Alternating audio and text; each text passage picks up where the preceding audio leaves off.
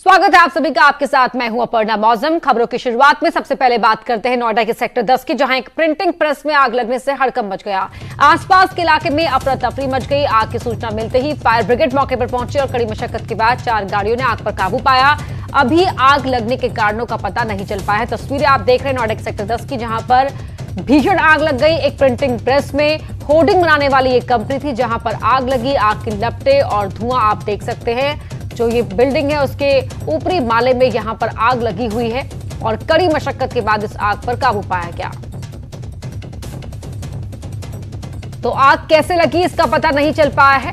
आसपास के इलाके में अफरा तफरी मच गई जैसे ही लोगों ने बिल्डिंग में आग की लपटों को ऊपर उठता हुआ देखा। देखिए यहां पर भयानक आग की लपटें साफ दिखाई दे रही हैं और जो धुआं निकल रहा है, क्योंकि ये होर्डिंग बनाने वाली कंपनी थी, बड़ी मात्रा में यहां पर रॉ मटेरियल रखा हुआ था, जिसकी वजह से लगातार आग फैलती जा रही थी और नुकसान यहां पर खासा हुआ है। बिल्डिंग का टॉप फ्लोर जहां पर आग लगी थी, कड़ी मशक्कत का सामना यहां पर फायर अटेंडेंट्स को करना पड़ा इस आग पर काबू पाने के लिए। तो तस्वीरें आप देख रहे हैं। आग पर काबू पाने के लिए यहां पानी की बौछारें फेंकी गई। आप इन तस्वीरों में देख सकते हैं। फायर ब्रिगेड कर्मी लगातार इस पर कोशिश पाने की आग पर काबू करने की कोशिश करते रहे और अफरा तफरी भी आप पीछे देख सकते हैं। इस समय मैं नोएडा सेक्टर 10 में हूं और मैं आपको दिखाना चाहूंगा नोएडा सेक्टर 10 की ये फैक्ट्री है जिसमें आग लगी हुई है और मौके पर जो है दमकल की गाड़ी पहुंची हुई है। देख सकते हैं कि किस तरह से जो है आग पे काबू पाया जा रहा है, आग को बुझाया जा रहा है। यह आग बहुत ही भीषण थी और अब जब दमकल की गाड़ी पहुंची है तो आग पे काबू एक तरह से पा लिया गया है। उसके बावजूद भी अंदर जो है आग किन कारणों से लगी है अभी इसका पता नहीं चल रहा है। इस फैक्ट्री में प्लेट बनाया जा रहा था, आप देख सकते हैं। और सबसे बड़ी बात यह है कि नीचे आप देख सकते हैं कि बिजली का ट्रांसफार्मर है।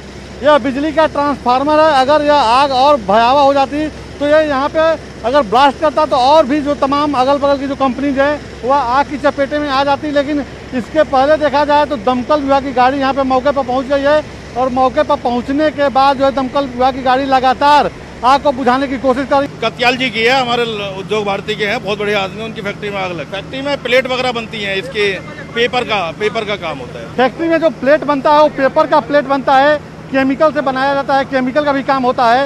इस वजह से जो है यहाँ पे आग लग गई। कैमरा पर्सन नरेश सैनी के साथ राजीव तिवारी, न्यूज 18 नोएडा। वहीं आग लगने की एक खबर गाजियाबाद से भी सामने आई, जहां कविनगर इलाके में आग लग गई। खबर है कि यहां एक फैक्ट्री में भीषण आग लगी, जिससे आग कैसे लगी इसका पता नहीं चल पाया है। तस्वीरें आप देख सकते हैं और ये तस्वीरें भी दिखा रही कि यहाँ पर कितनी भयानक आग लगी थी। ये एक फैक्ट्री थी गाजियाबाद के कविनगर इलाके में, जहां पर आग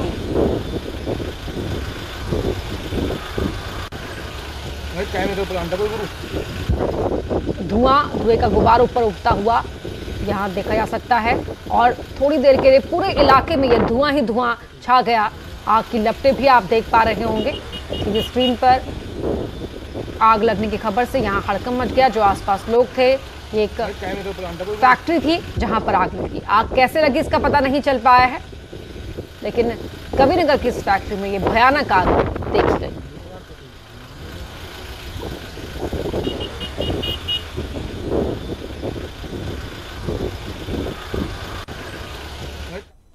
वहीं वाराणसी में केमिकल से भरे ट्रक में आग लग गई। ये ट्रक जलकर खाक हो गया। आग के कारण पटरी के दोनों तरफ ट्रकों की लंबी कतारें यहां पर देखने को मिली। जाम के कारण घंटों यहां पर गाड़ियां फंसी रही। इनमें फायर ब्रिगेड की गाड़ियां भी शामिल थी। रामनगर मुगलसराय नेशनल हाईवे एक पेट्रोल पंप के पास ये हादसा हुआ। तस्वीरें आप देख सकते हैं। वाराणसी में इस ट्रक में आग लग गई और सड़क पर इस ट्रक में आग लगने की वजह से सड़क के दोनों ही तरफ गाड़ियों की लंबी कतारें देखने को मिली और इस कतार में फायर ब्रिगेड की गाड़ियां भी फंस गई। रामनगर मुगलसराय नेशनल हाईवे पर यह हादसा हुआ और आप देख सकते हैं कि आग की वजह से ये जो ट्रक था वो पूरी तरह जलकर खाक हो गया। और अब बात करते हैं सीएम योगी के अयोध्या दौरे की। सीएम योगी अयोध्या पहुंच चुके हैं। सीएम योगी ने सबसे पहले नॉट कोविड अस्पताल का यहां पर निरीक्षण किया। फिलहाल सर्किट हाउस में अयोध्या के विकास कार्यों को लेकर सीएम अधिकारियों के साथ बैठक कर रहे हैं। बैठक के बाद रामलला और हनुमानगढ़ी के दर्शन भी करेंगे। साथ ही सीएम योगी राम मंदिर निर्माण कार्यों का जायजा भी लेंगे। सीएम राम मंदिर ट्रस्ट के सदस्यों से बात भी कर सकते हैं। तो अयोध्या दौरे पर पहुंचे सीएम योगी, आप तस्वीरें देख रहे हैं। और सर्किट हाउस में फिलहाल अधिकारियों के साथ बैठक कर रहे हैं। इससे पहले नॉन कोविड अस्पताल का निरीक्षण यहां पर मुख्यमंत्री योगी ने किया है।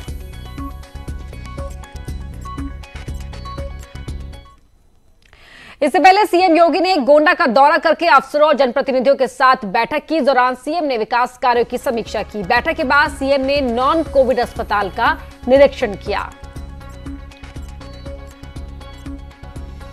दो तस्वीरें आपकी टीवी स्क्रीन पर। अफसरों के साथ बैठक गोंडा में की सीएम योगी ने और नॉन कोविड अस्पताल का निरीक्षण भी किया।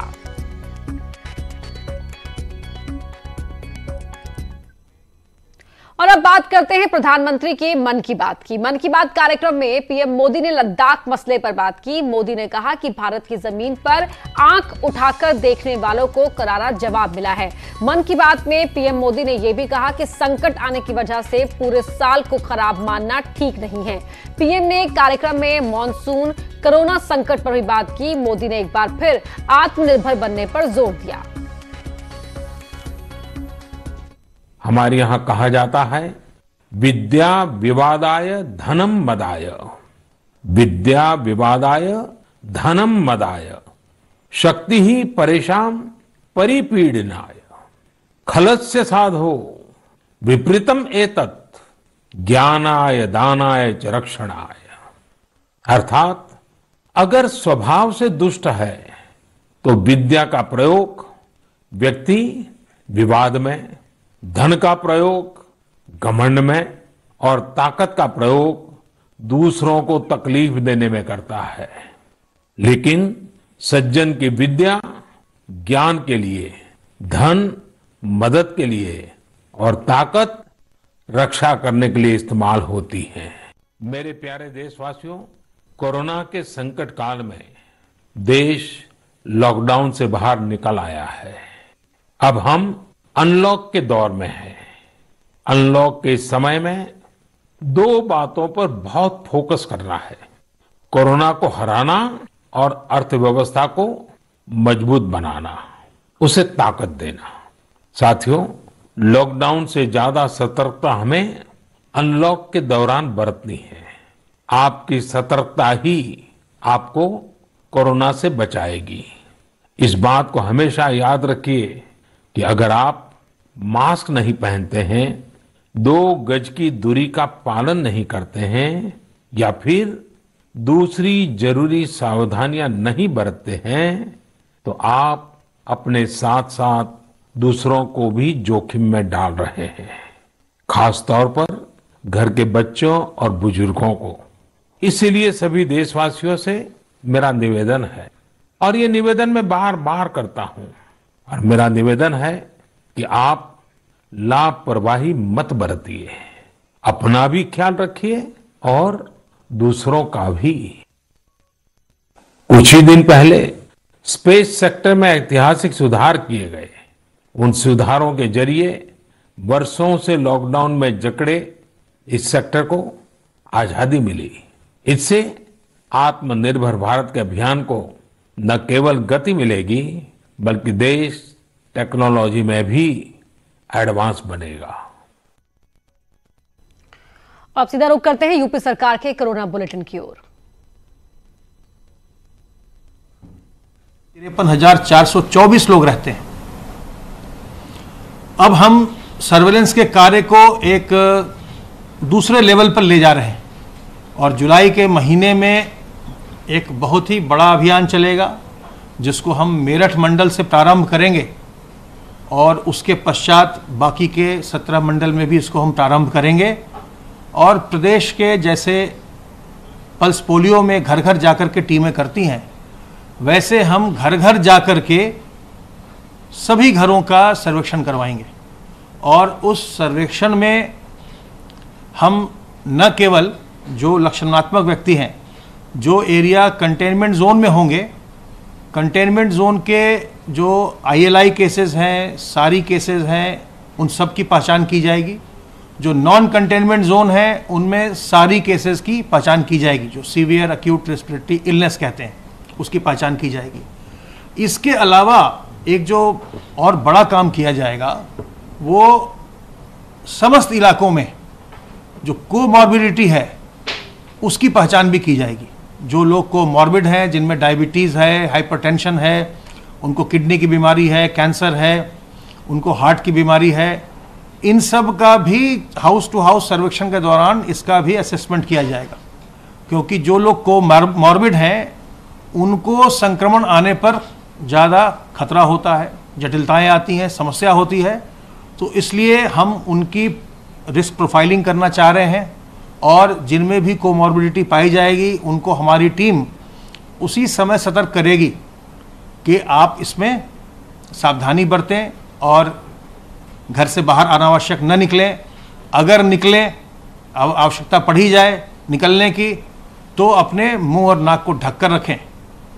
मास्क से ढकें, रुमाल से ढकें, दुपट्टे से ढकें, गमछे से ढकें, लेकिन मुंह और नाक को हमेशा सार्वजनिक स्थलों में ढक कर रखिए।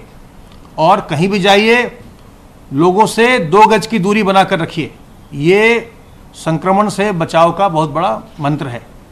2 गज की दूरी, मास्क है जरूरी, और इसके अतिरिक्त अपने हाथ को साबुन और पानी से निरंतर धोते रहिए।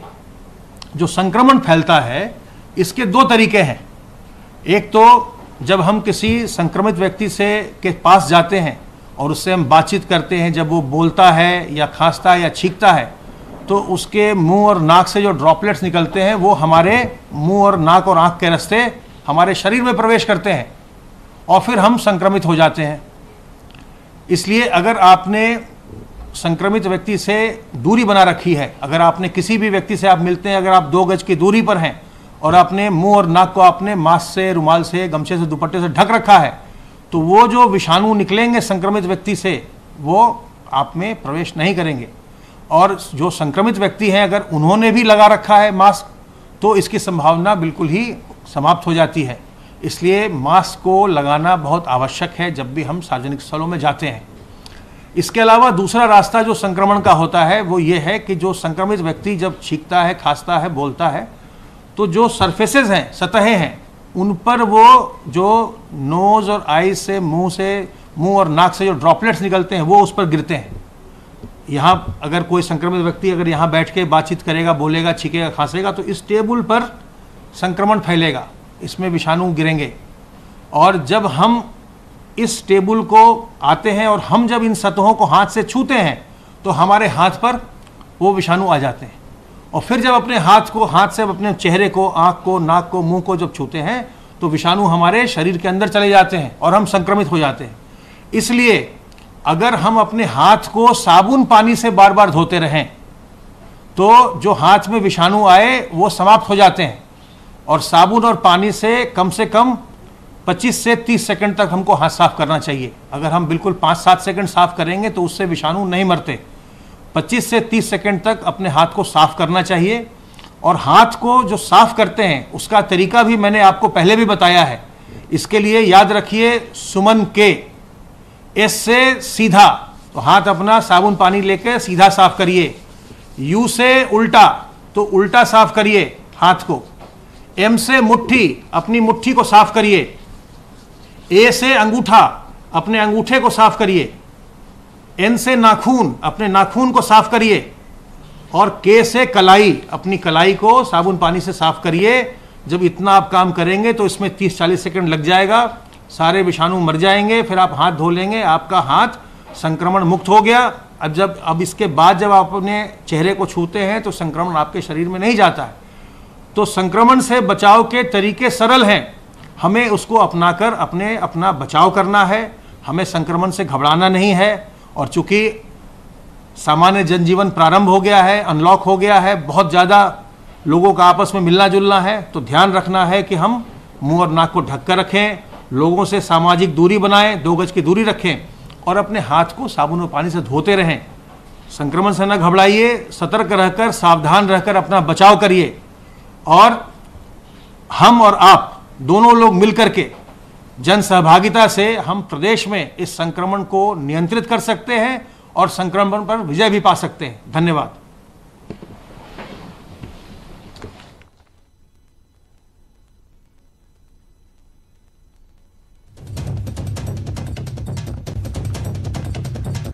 तो तो कोरोना पर यूपी सरकार की प्रेस कॉन्फ्रेंस आपने सुना अमित मोहन को यहां पर ये कहते हुए इस बात की जानकारी देते हुए कि लगातार सिर्फ एक ही बात का हमें ख्याल रखना है, जिस तरह से हम आगे बढ़ रहे हैं अनलॉक के इस फेज में, कि हमें संक्रमण से खुद का बचाव करना है, मास्क लगाना है, बार बार अपने हाथों को धोना है और किस तरह से अब सरकार अपने प्रयासों में और तेजी ला रही है इस बात की जानकारी भी दे रहे थे। सर्विलांस का काम लगातार चल रहा है, अनलॉक में लोगों का मिलना जुलना ज्यादा बढ़ गया है, तो ऐसे में इस बात का हमेशा आपको ख्याल रखना है, सतर्क रहना है कि मास्क लगाना बेहद जरूरी है और सोशल डिस्टेंसिंग का पालन करना भी बेहद जरूरी है।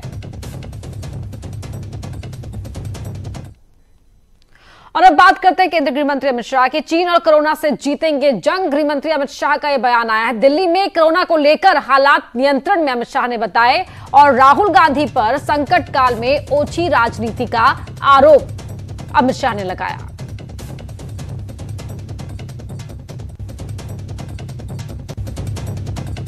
एक तरफ कोविड तो दूसरी तरफ चाइना की फौज लद्दाख में हमें तंग कर रही है, घुसने की कोशिश कर रही है।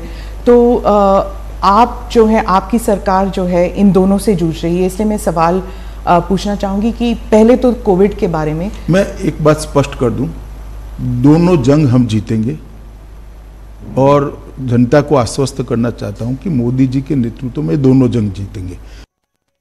राहुल गांधी जो है वो उन्होंने शुरू से ही कहा कि या तो ना तो श्रमिक के मामले में ना फिर अब कोविड से जो मुकाबला हो रहा है इसमें मोदी सरकार जो है बिल्कुल ही नाकाम रही है।